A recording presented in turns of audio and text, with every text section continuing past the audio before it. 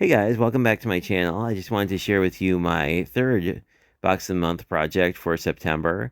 And I'm going to be working with the hashtag Coffee and Books collection today.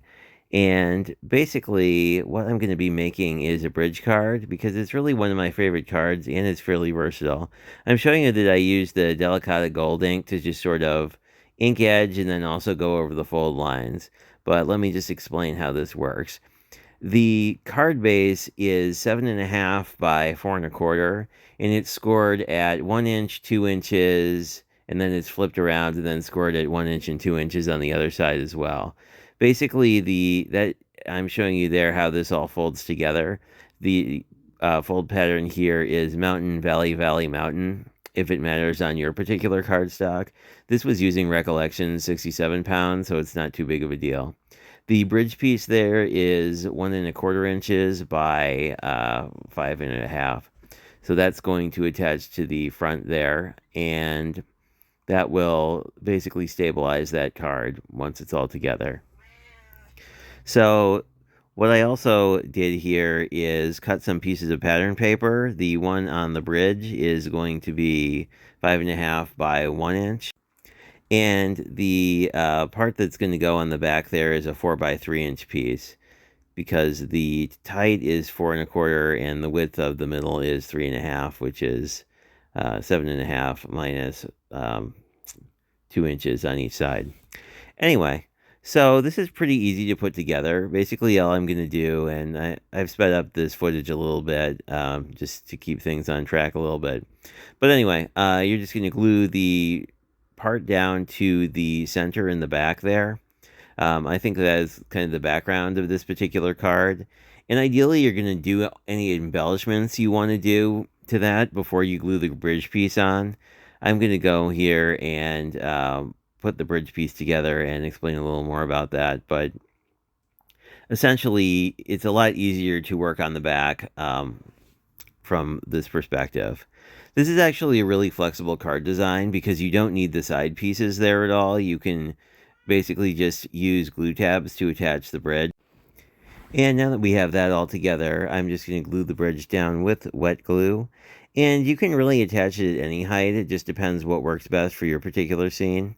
And once this is all glued together, basically the card itself is done. So at this point, we can basically just decorate it.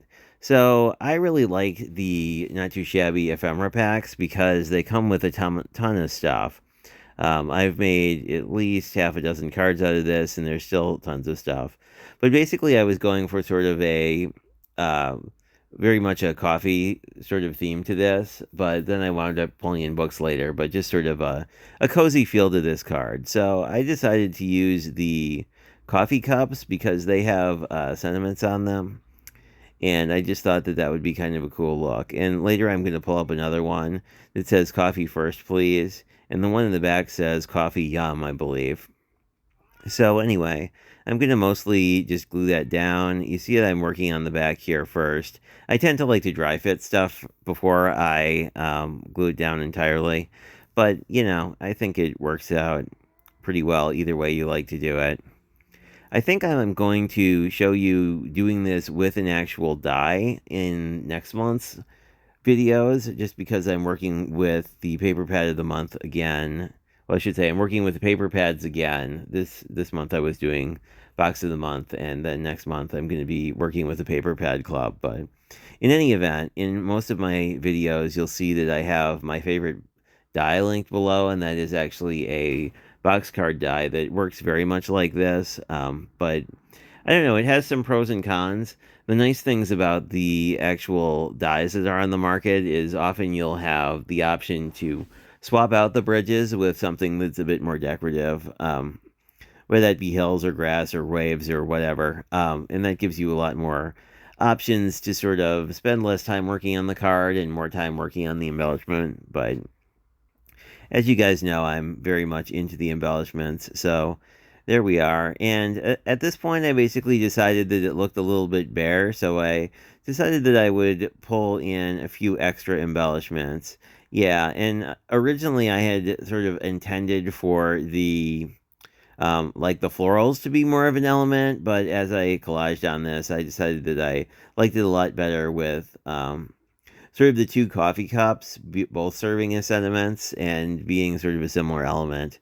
I thought that was a really cool idea, and then I just brought in some books to sort of fill that out so that it looked pretty balanced. But that is the card I have for you guys today, and I hope you enjoyed it. If you have any questions, let me know. And if you like cards like this that are made without using dies, I have a bunch of fun folds that I like playing with as well.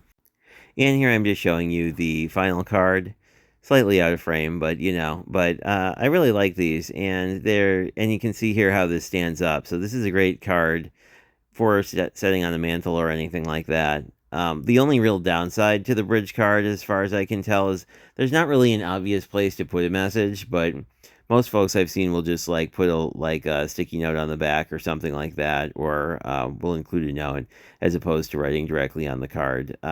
Although you can write on the back of that middle piece, but it doesn't give you a ton of room. Anyway, have a great rest of your day.